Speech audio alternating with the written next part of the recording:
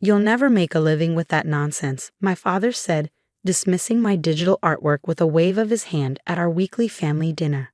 Tomorrow morning, the Museum of Modern Art would announce my immersive installation as their centerpiece acquisition for $8.3 million. But tonight I was still just his impractical daughter who played with computer pictures instead of getting a real job. My name is Nora Lee, 34 years old, first-generation Chinese American, and according to Art Forum's latest issue, the most important digital artist of her generation. Not that anyone at this dinner table would know it. To them, I was the family disappointment who had abandoned a promising architecture career to pursue digital art, a decision that remained incomprehensible to my practical immigrant parents even after a decade of my quiet success. "How's the computer drawing going?" my mother asked, making a vague gesture meant to encompass my entire career while passing the dumplings. She always used that phrase, computer drawing, as if I were playing with MS Paint rather than creating complex, algorithmically generated installations that explored the intersection of technology, cultural memory, and human perception. "It's going well," I replied neutrally, taking a dumpling. The non-disclosure agreement with MoMA prohibited me from mentioning the acquisition until their public announcement.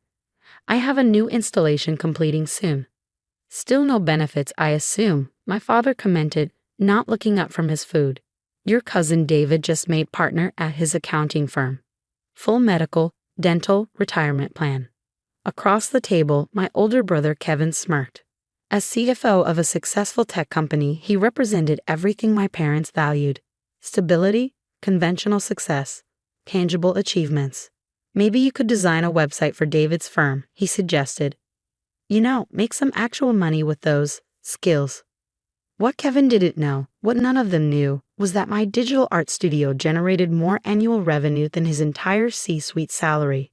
My installations, which combined intricate algorithmic projections with physical structures that responded to human movement, had been acquired by major collections across 3 continents. Tech billionaires commissioned custom pieces for prices that would make my practical father faint. "I appreciate the suggestion," I said mildly, "but I'm fairly busy with existing projects." "Busy doesn't mean profitable," my father muttered. My mother shot him a look, then turned to me with forced brightness. "Any special someone in your life?" "Lou from church has a son about your age. Very successful. He's a dentist." "Mom, please," I sighed. "I'm focused on my work right now." "That's what worries us," she replied. "All work, no stability, no family."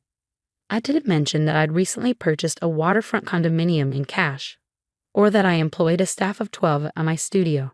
In my parents' worldview, success had clear metrics: a prestigious job title, marriage to an appropriate professional, and visible symbols of conventional achievement. My path fit none of these criteria. My phone buzzed with a text from Zoe, my studio manager. "MoMA's press release is finalized. Announcement 9 a.m. Eastern Standard Time tomorrow. The art world is about to explode." "You're not even listening," my mother chided, noticing my distraction. "Sorry," I said, tucking my phone away. "Work message." "Always with the phone," my father grumbled. When I was building my business, I was fully present with family.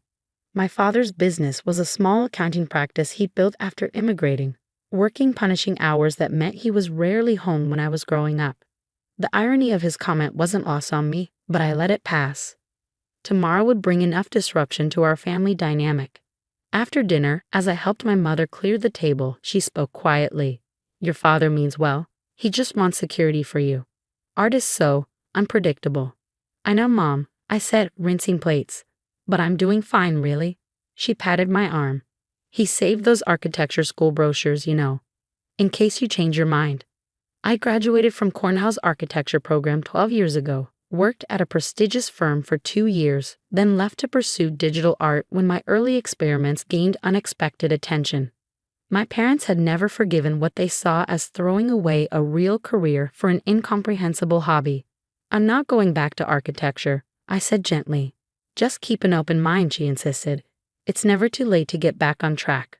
On the drive home to my waterfront condo, a sleek, minimalist space with floor-to-ceiling windows overlooking the bay, I thought about the concept of tracks and the narrow definitions of success that had shaped my family's expectations. Tomorrow's announcement would force them to confront a different kind of achievement, one they had never bothered to understand. The MoMA acquisition was for ancestral algorithms, my most personal work to date. The immersive installation used machine learning algorithms trained on thousands of family photographs, my own and those donated by immigrants from across the Chinese diaspora. As visitors moved through the space, their presence triggered shifting projections that explored how cultural memory evolves, fragments, and reconstitutes across generations. The work had emerged from my own complicated relationship with my heritage, the traditions my parents desperately preserved and that I had sometimes rejected in my youth, only to seek reconnection through my art as an adult. It was, in many ways, a visual conversation with my parents that we could never have in words. My phone buzzed again, another text from Zoe. Major profiles confirmed with NYT, New Yorker, and WSJ for next week. When are you telling your family? They'll find out with everyone else, I replied. Morning brought a flurry of activity as the announcement went live. MoMA Equitaries Jira Ungibi Aking Digital Installation for RECORD $8.3 million, headlined the art press. While mainstream media focused on the historic nature of the acquisition, the museum's largest ever purchase of a purely digital work, I watched the news ripple across my social media feeds, my email filling with congratulations from collectors, curators, and fellow artists. No messages from my family. I wasn't surprised. They rarely followed art news, and I doubted they would make the connection even if they glimpsed a headline. At 10:17 a.m., my phone rang. Kevin, my brother. Nora? His voice sounded strange. I just got out of a meeting and my assistant showed me something. There's an article in the Wall Street Journal about some artist named Nora Lee who sold something to MoMA for millions. That can't be you, right? The hesitation in his voice was almost comical. The impossibility of reconciling his computer drawing sister with a multi-million-dollar museum acquisition. Yes, that's me, I said simply. A long pause. $8 million? For digital art? 8.3 actually. It's an immersive installation called Ancestral Algorithms. It explores the evolution of cultural memory across generations of immigration. Another silence. Does Mom know? Dad? Not yet. Jesus, Nora. He sounded genuinely shocked. All this time, we thought you were, struggling? Wasting my time? Playing with computer pictures? Well, yeah, he admitted. Why didn't you tell us? This was the question I'd anticipated, the one I'd rehearsed answers for, yet now found difficult to articulate. Would you have understood? I asked finally. Would it have mattered if the validation didn't come in a form you recognized? Before he could answer, my other line beeped, my mother calling. I should take this, I told Kevin. It's Mom. I switched calls. Hi, Mom. Nora?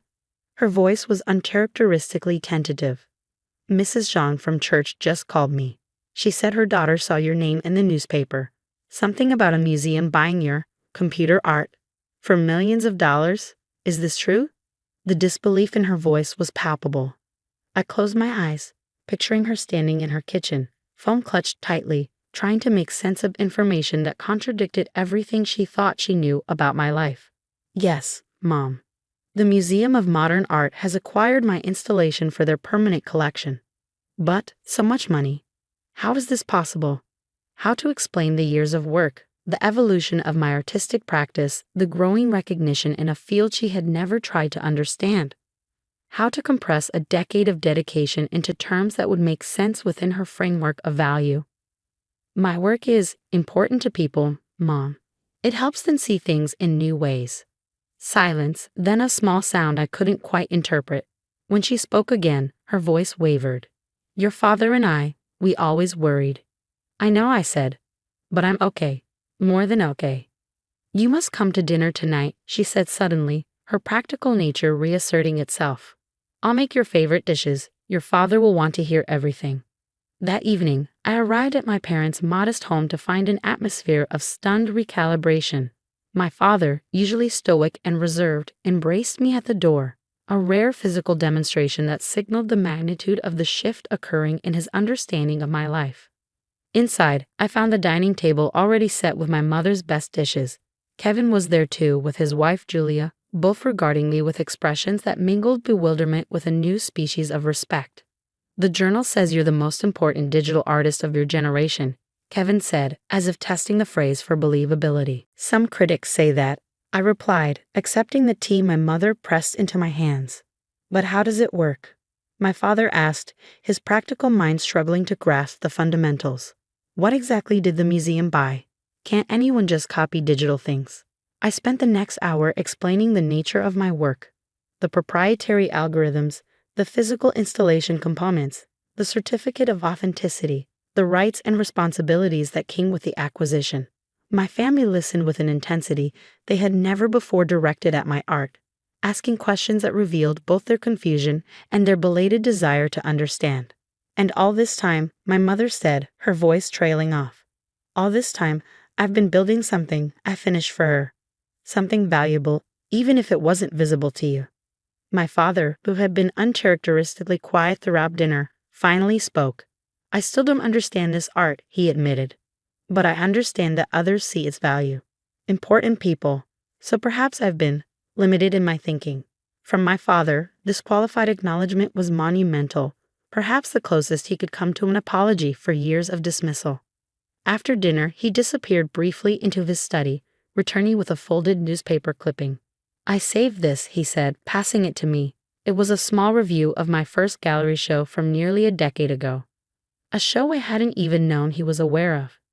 The critic had been kind, noting my promising exploration of cultural dislocation through digital means. I stared at the yellowed clipping, then at my father. "You kept this, all this time?" He nodded, not meeting my eyes. "I didn't understand it, but it had your name, so I kept it." In that moment, I glimpsed the complexity beneath his practical exterior. The immigrant father who prioritized security and conventional success because he had known their absence, yet who had quietly preserved evidence of his daughter's divergent path. "The museum," he said haltingly, "they will display your name. People will know it was made by Nora Lee." I nodded, suddenly understanding the question behind his question, the importance of recognition, of leaving a mark that others would see. "Yes, Dad, my name will be there." He nodded once, satisfaction and something like pride briefly crossing his features. Later that night, as I prepared to leave, my mother pressed a container of leftovers into my hands. "We didn't know," she said quietly. "All these years we thought we were trying to help you find your way. We didn't see you had already found it." "It's okay, Mom," I said, though we both knew it wasn't entirely okay, that the years of dismissal had left marks that one night's recognition couldn't erase. "Will you show us?" she asked suddenly. "Your installation at the museum. When it's ready. Will you explain it to us?" The request surprised me, not just the interest in seeing my work, but the acknowledgement that it might require explanation, that they might need to learn how to see it. "I like that," I said. 3 months later, I stood with my family in a private viewing of Ancestral Algorithms before its public opening at MoMA. They moved slowly through the space I had created, watching as the projections responded to their movements as fragments of immigrant family photographs, including our own, coalesced and dispersed in patterns determined by my algorithms. My father paused before a sequence that incorporated his own journey, old documents, departure and arrival dates, the address of his first apartment in America transformed into flowing visual data. His hand reached out, triggering a cascade of new images that traced connections between his story and those of countless others who had made similar journeys. "This is us," he said quietly, "our history." Yes, I agreed. It's about memory and transformation, how we carry our past with us, even when it becomes invisible. He nodded slowly, watching the patterns shift and evolve. "Not invisible," he corrected. "Just. I didn't know how to see it before." My mother, who had been circling the installation with growing emotion, joined us. "It's beautiful, Nora," she said, taking my hand. "I never imagined computers could make something so human." The curator approached, informing us that members of the press had arrived for the media preview. As I prepared to address them, my father touched my arm. "We were wrong," he said simply, the words clearly difficult for him. "About your path, about what has value." It wasn't a full accounting of our complicated history, nor did it erase the years of dismissal. But it was a beginning, an acknowledgement that some forms of success can't be measured in conventional terms, that some journeys don't follow predictable tracks. As I described my installation to the assembled journalists, I caught sight of my family standing at the periphery, seeing me in my professional element for the first time, watching as curators and critics engaged with my ideas, as my name was spoken with respect in this temple of cultural value. Later, at dinner, my mother asked questions about my next projects, my father inquired about the business structure of my studio, and Kevin, still clearly recalibrating his understanding of his little sister, mentioned a tech CEO friend who was interested in commissioning work. "I'm proud of you," my mother said unexpectedly, reaching across the table to squeeze my hand. "Not because of the money or the museum, but because you saw something valuable that the rest of us couldn't see, and you had the courage to follow it." My father nodded in agreement, a gesture that contained both acknowledgement of past misjudgment and newfound respect. As I drove home that night, I thought about the nature of validation, how we seek it from those closest to us, yet sometimes must find it elsewhere when their vision is too constrained by their own experiences and fears. I thought about my installation with its exploration of how cultural memory evolves across generations, and realized that my family and I were living that very process, negotiating new understandings of value, success, and recognition. My phone buzzed with a text from my mother. "Dad looking at your website, trying to understand. Patient with him." I smiled, imagining my practical father scrolling through documentation of my work, attempting to bridge the gap between his world and mine. Not because an institution had validated my choices with a multimillion-dollar acquisition, though that had forced open the door, but because he was finally ready to see that valuable things can exist outside the frameworks we inherit, that sometimes the most important journeys lead away from the familiar paths toward territories only a few can initially recognize. My art had always been about making visible the connections and patterns that exist beneath the surface of our lives. Perhaps that work was beginning at home too, revealing threads of understanding that had always been present but never before acknowledged, connections as real and valuable as any that appeared in my installations, waiting only for the right perspective to become visible.